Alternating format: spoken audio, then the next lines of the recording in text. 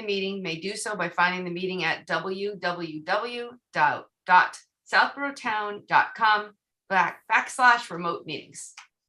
Okay. Good morning, everyone. Thank you for being here. Want to get right to business and approval of minutes. You should have in your packet the minutes from February 28th from our meeting in the morning and the joint meeting. Does everybody have those? Anybody have any comments or changes to make on any of those?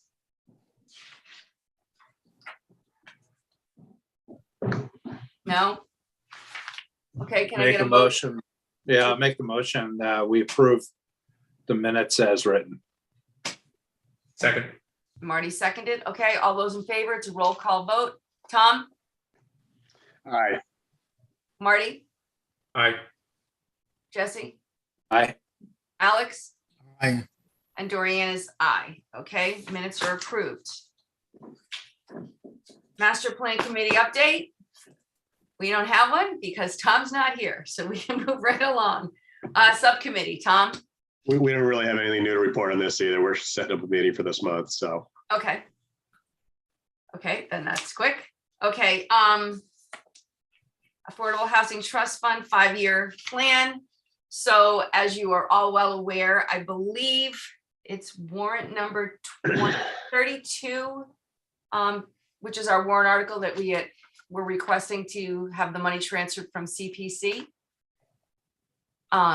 We have come to an agreement with CPC if it is okay with everyone here. So Jesse and I had a conversation with Andrew Mills, the chair of CPC, and Ben Smith, who's the vice chair. And we tried to do a melding of the minds to try to come to an amicable solution to this instead of hashing it out on town meeting floor. And everybody the four of us were very agreeable. We thought this was a great idea, what they've asked. And I put everything to you in an email format. So what they've asked is that we send a letter off to the Affordable Housing Trust Fund Board requesting that they send a letter to the CPC. CPC said that when they get that request from the Affordable Housing Trust Fund, they will transfer the money for us. They don't foresee any kind of an issue. They don't think anyone on the board will disagree with that, and the money would be transferred. So there's no need for a warrant article. So what we agreed to was if this board was going to vote yes to send the letter to the Affordable Housing Trust Fund and ask them to send to CPC, then we would withdraw our warrant article, but we reserve the right, if something happens and the money doesn't get transferred, we reserve the right to bring this warrant article back at the fall town meeting. So I need thoughts, comments from any of you guys. Colleen? So I did do a little research, and Karina showed me that there was actually votes taken at town meeting to transfer the money, and it never happened. So my understanding is that that's an accounting, they should have transferred the money. The money should have been there. So the votes have already been taken.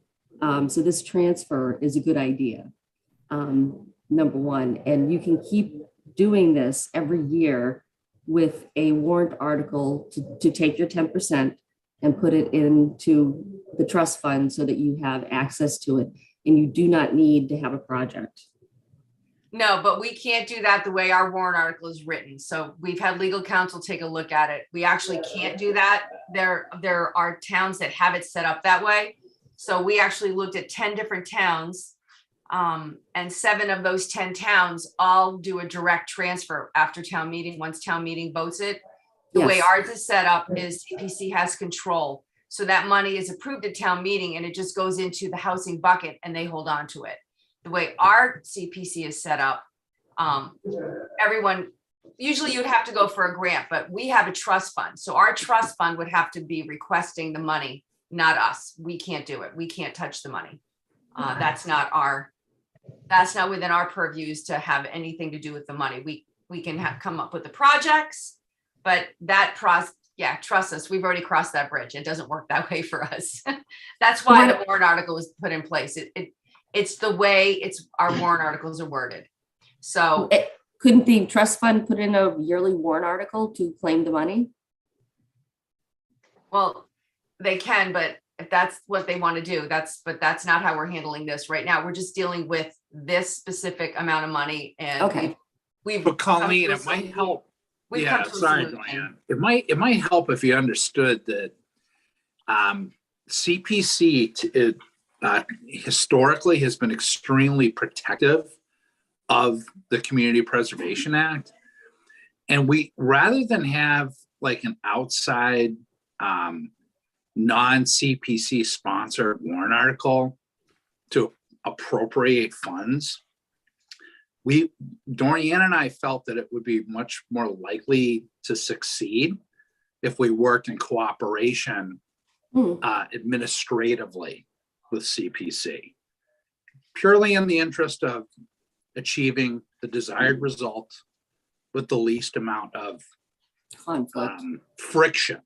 Okay. So this is the path that we've decided to take. Okay, I was unaware of how the town handles it. I was on CPC for about 5 years and we never ran into these issues. So I apologize for not knowing your history. That's okay. Hey, came up with another idea. If it worked, it could work. But Ben and Andrew we had a really awesome conversation.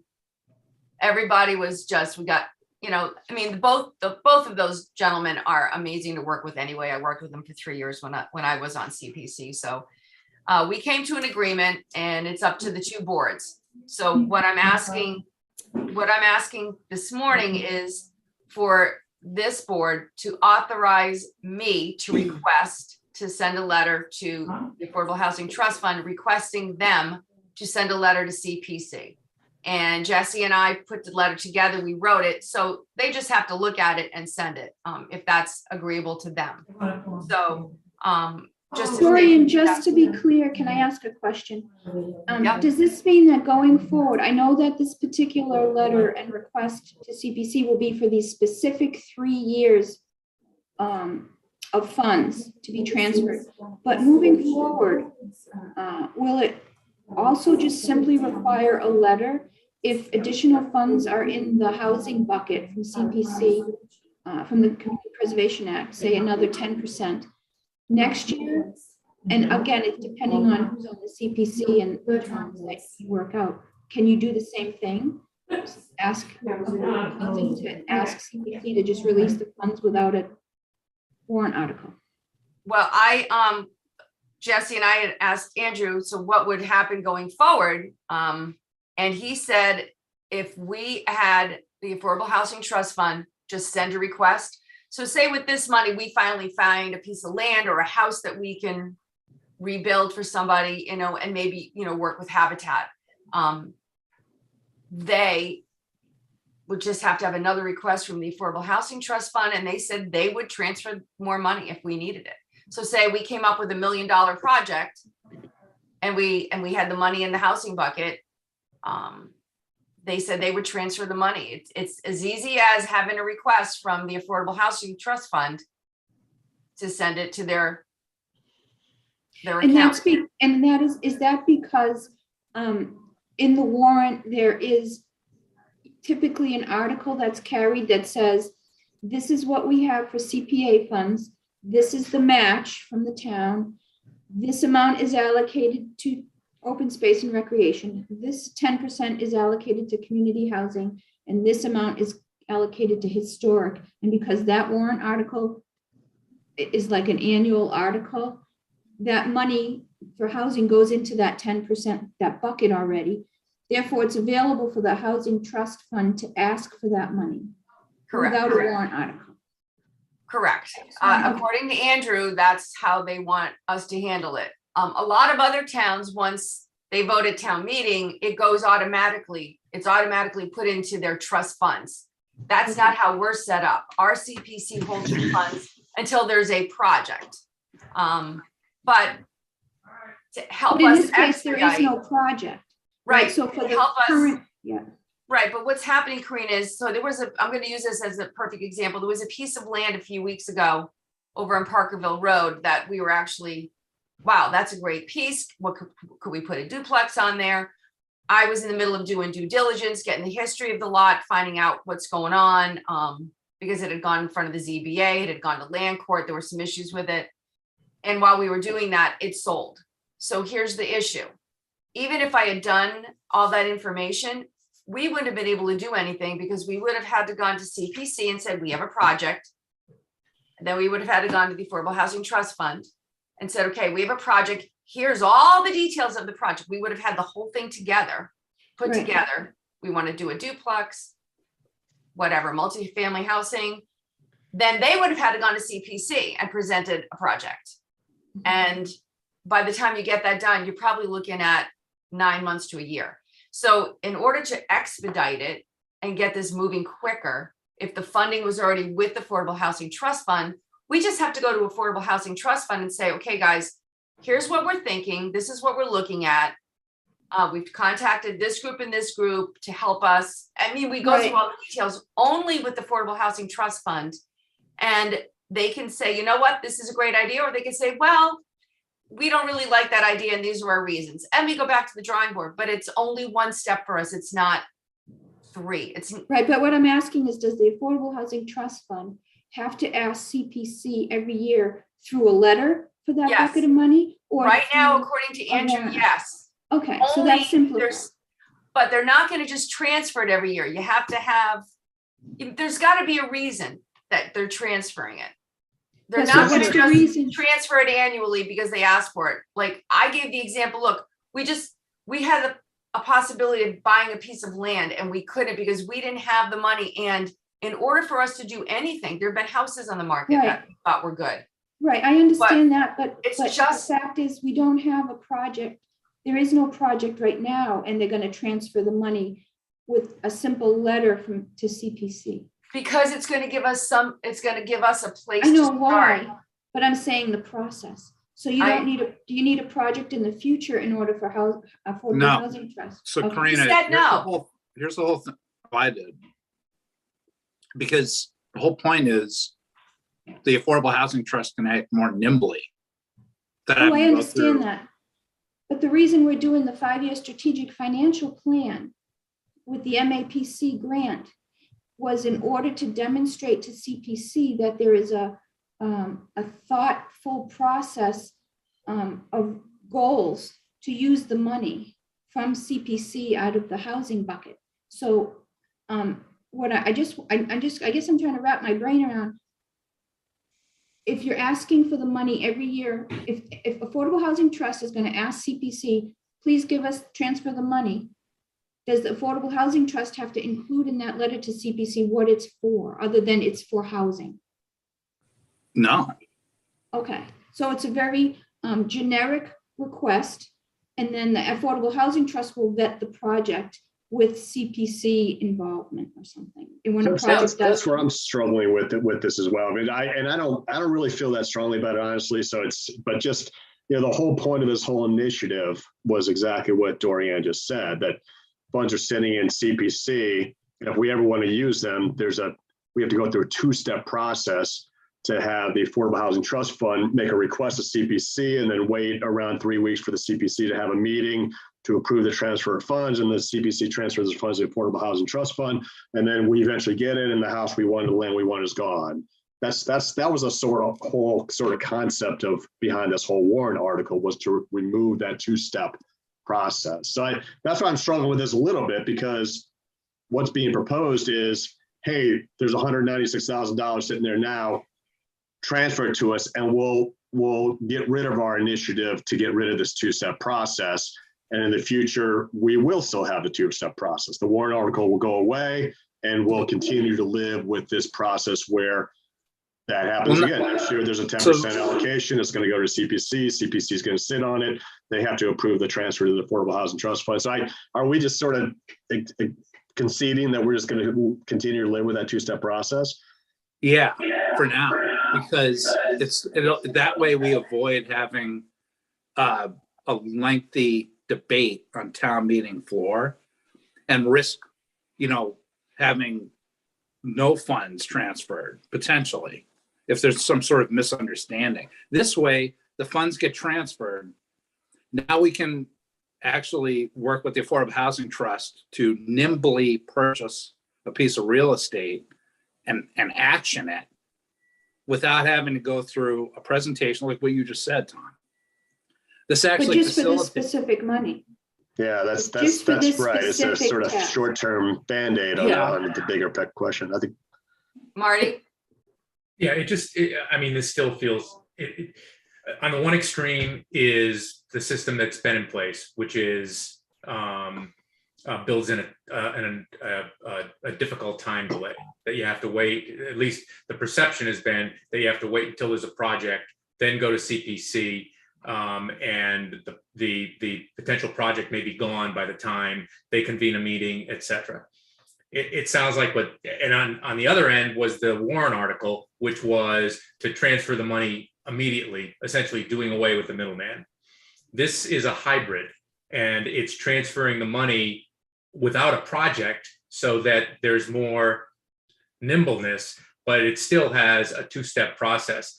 I guess two things. Number one, I'm comfortable with getting the money in the in the trust fund sooner rather than later, and I guess I'd see how it worked.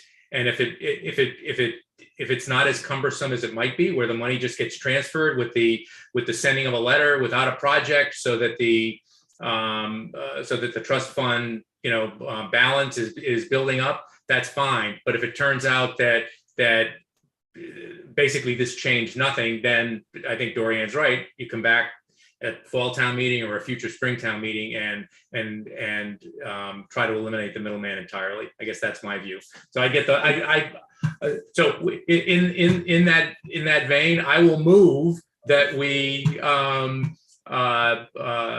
send a letter to transfer the money under the terms and procedure that Dorian outlined in her email and earlier in the meeting. Second. Okay, it's a roll call vote. Tom, I'll vote in favor. you're what? Aye. Yes, okay. Marty, I Jesse, Aye.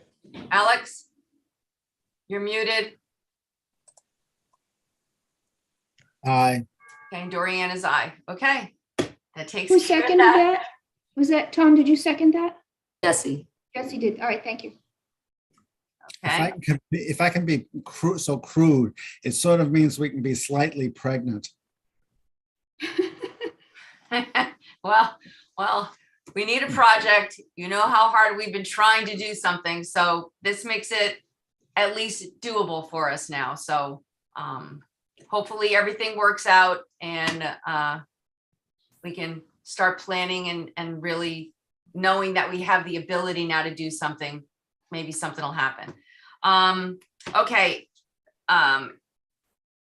We don't need to talk about town council's opinion or any of that. We just voted. Oh, yeah. So we just voted. We're going to withdraw our warrant article. And hopefully that money will be transferred in the next like 30 days. And I will keep you updated. Just so you know, there was a meeting scheduled tonight. We do not have to attend that meeting tonight. It's no longer necessary, and CPC will not have to be there as well. So the Board of Selectmen will save themselves probably an hour of time. There you go, Marty. Okay, ARPA ruling, final rule. So we have not sent our letter in that I know of yet to ARPA with our priorities. So as soon as I get an update from Sarah, I'm sorry, Sarah has been working on that and she's pretty sick right now. So she's been sick for the last 10 days. So I will just move that conversation over to our next meeting if you guys don't mind. Unless somebody has another idea that they want to ask for money from ARPA.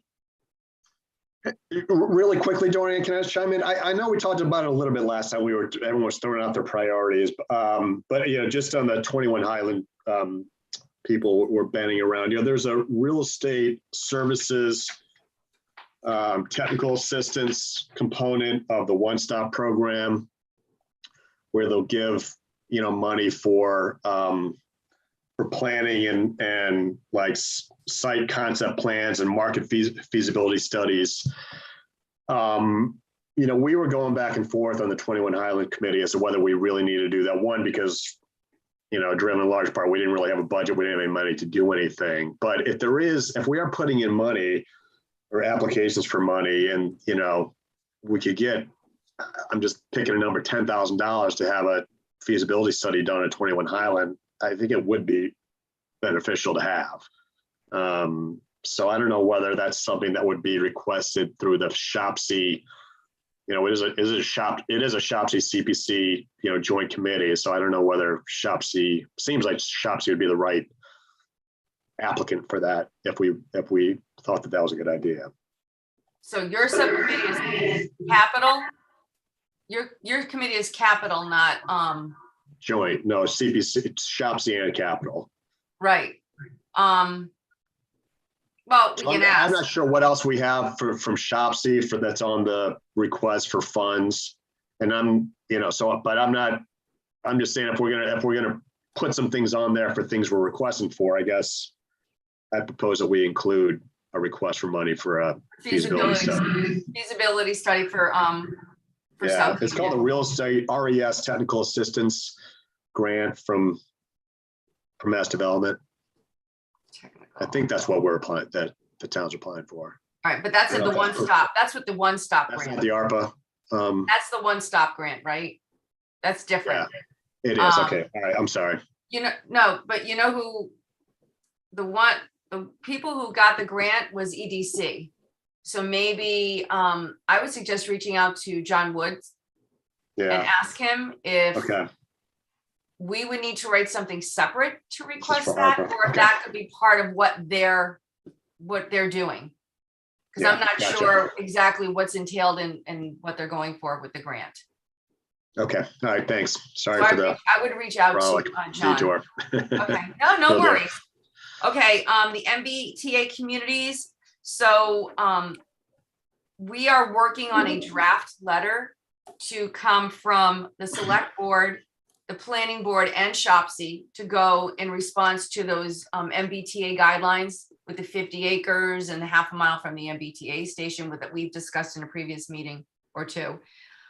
So I wrote a rough draft. My draft was 5 pages. I sent that on to Mimi Luttrell and Andrew Dennington because the three of us are working together to try to come up with a letter. And Mimi has knocked mine down to 2.5 pages. So I was a little wordy.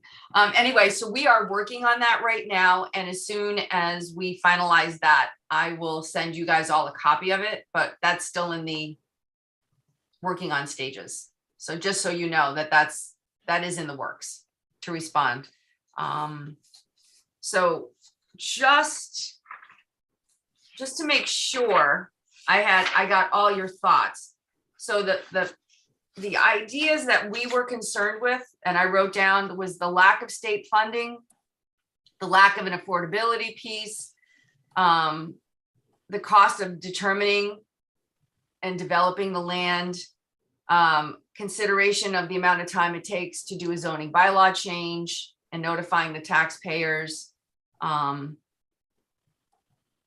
withholding grant money for non-compliance, the idea that it's a one size fits all for every town, that it doesn't work. They didn't give any consideration to the amount of wetlands in the area, the possibility of changing the charm and character of any of these towns, and forcing an unfunded mandate onto the smaller towns. So those are some of the things we included in the letter and things that we are concerned about. Did you guys think of anything else that Yeah, want to? Dorian, I had a question, and I'm sorry if I missed this, but was there any discussion about public wastewater? I included that in part of my thing here. Okay, when I thanks. started talking about developable land, wastewater, treatment sewer versus septic and all that other stuff. So I did include that.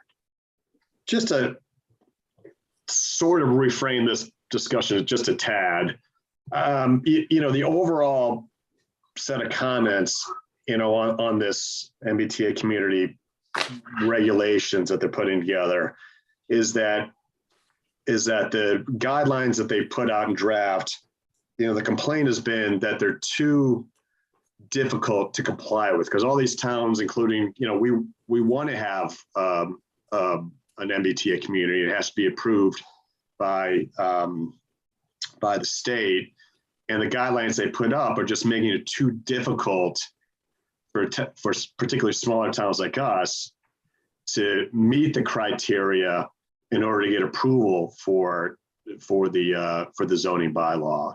So for the MBTA, overlay district to have it approved, so we qualify for these other grant programs. And so part of it really, they already do have all those things built in, that the guidelines are requiring towns to show the actual developability of the land in minimum of 50 acres in the zoning district. And the complaint is that it's requiring too much technical analysis and submissions and proving the developability of the land in order to qualify for the zoning district. So other towns are complaining that they've got to show wetlands areas, and they've got to show developable areas, and they've got to show all these things that cost a lot of money to be able to demonstrate to the state that, when you cut out all the wetlands and all those things, and you take into septic system feasibility and perking and all that stuff, that they've got to spend thousands and thousands of dollars to the point where they can show the state that they do indeed have a zone that can meet this criteria. So that's really the gravamen of what other towns are complaining about with the guidelines, is that they are requiring towns to show all these things that arguably are beyond the scope of what the statute says. The statute says, hey, you have to take into account, wetlands and Title V, but that's it. So, I mean, I tend to think that our letter should, tend to focus on some of the difficulties in complying with the guidelines, sort of more so than focusing on whether, that the state is, remember, the state's not imposing this on us. We're requesting the state to approve the zoning bylaws. So, it's not just like the state saying you have to have this, and we say, well, we have all these wetlands and we have all these things, we can't comply with this. How can you impose this on? They're not imposing it on us. It's us wanting the state to approve our zoning district. And in some ways, we sort of want to say, well, hey, we want you to be able to approve our district, whether we build a single multifamily housing unit or not. We want you to approve our district so that we can qualify for these benefits. So just, I'm speaking too much, but that's kind of the sort of shift in, I think, the sort of thinking about this, that if we're giving comments to the state, I think those are the types of things we want to focus on. Okay, I wrote those down. Okay. And I don't think they're going to include an affordability component to it. I don't think there's, as much as we as Shopc would love that, the whole point of this is to create denser housing around transportation areas. I just don't think it's super feasible for us to get the state to include an affordability component. So just a thought on that one. Well, it's interesting because it's the DHCD that's enforcing all of these, and that's who, we have to comply with our 10% in town. We're only at 8.6. Yeah. And I mean, but 750 units is actually what, 20% of our housing stock here. Right. That's a huge. Well, that's portion. maybe that's But what other towns, they want 70%. Too much of a burden that we have to prove that we can get 750 units in such a small town as this. It's too hard of a hurdle for us to overcome to get your approval of our zoning district. That's I think that should be one of our points. Okay. Tom, can I read that back to you real quick? Read what back? What you just said, really succinctly. Oh, I just want to yeah. make sure I'm never succinct. No. I just want to make sure I'm even comprehending this. Yeah. You're basically saying the state is doing us a favor by giving us any grants at all, So therefore, we should be approaching this from the perspective of, what's the right way to put this? We're trying our best to, is that what you're Get the zone. sort of were saying? Yeah, let me frame it a different way. The state's saying, hey, here's a room full of bonds, grant programs, money, affordable housing, all these things you want, but you can't get in there unless you have an MBTA zoning district. That's the Yep. gateway to get all those bonds That's in that called room. extortion or blackmail. Right. So the point is, we're trying to say, okay, we want to get the gateway. We want to get this. We want to get the zoning district. We have to have it in place so that we can go through that gateway to get all those good things in that room. So that's the point. We're trying to get this zoning district. We want the zoning district because that's the gateway. And the issue is that the guidelines that they have now are making that gateway too difficult to open, to create. Okay, I got you. I think that's good. Thank you. Okay, anybody else? Thank you, Tom. I wrote it down. I took notes. To accomplish. I'll make sure that gets into the letter. Okay. Does anybody have anything else they'd like to add? Well, I do think that Tom makes an interesting point because, to be honest, I did feel like this is something the state is doing to us. And I see now that perspective. So that was helpful. Thank you. Yeah, no, Yeah, I thanks. see it in a different light now too. Thank you, Tom. Okay, Sure. all right, so that concludes this portion of the agenda. Now we need a next meeting. Let's see. 1, 2, April. So do you want to just keep it on a Thursday, April 7th, the first week of April? Unless you're all struggling to get your taxes finished up. April 7th is okay with me. I am traveling that day, but my flight's not until 11:30. Ooh, that's gonna be tight. No, we're That's not gonna probably do not. that. No, we're not gonna do that to you. How about Wednesday, April 6th? I can do that. Jesse, are you okay with Wednesday, April 6th? So that's normally Wednesday mornings. The first Wednesday of the month, I seem to always have like a work issue. So I could do it at 9:30 or even 9. I could do it at 9 a.m. on the 6th, if that works for anybody else. Does I that could do it work? at 9. Marty, Yeah, does that work for you? Okay, Alex? Okay, all right, so why don't we do Definitely, I that? like later in the morning anyways. Okay, we'll do Wednesday, April 7th. Oh my God, April 6th, hello, at 9 a.m. That will be our next meeting.